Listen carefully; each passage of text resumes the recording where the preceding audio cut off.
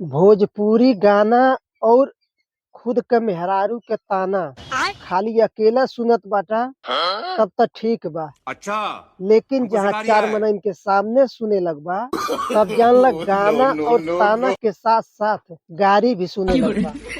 अगर कौनो भोजपुरी गाना सुनत बाटा और गाना फुहर पातर बा त इतना गारी मिली कि पूछा मत।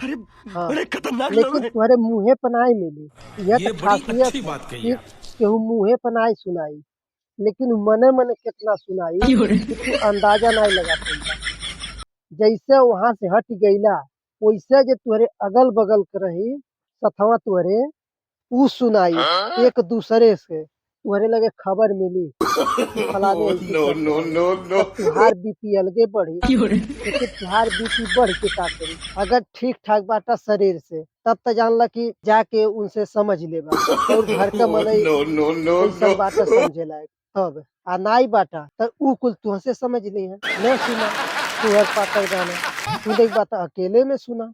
और मेहरारू के जौन ताना बा इहो अगर चार मनई सुन गई ना फलाने बाबू कैसे ऐसा ताना मिलल रहल तब तू अगर कबो चार मनइन के सामने कौनो चीज बहसबा और तुहार वैल्यू नाई नो रखबा। नो नो काहे नो से कि उहो चार मनइन के पता हो गईल रहला कि हाँ बाबू केतना पानी में बाटे, केतना इज्जत मिलेला इनके, इनकर मेहरारू केतना इज्जत करेला। ऐसे भोजपुरी गाना और मेहरारू के ताना खुद के मेहरारू के उ खाली चार दीवार के अंदर और काने में लगा के लीड तब भोजपुरी गाना सुन। मेहरारू के ताना घर ही सुन के रह जा, बहरे न निकले दा।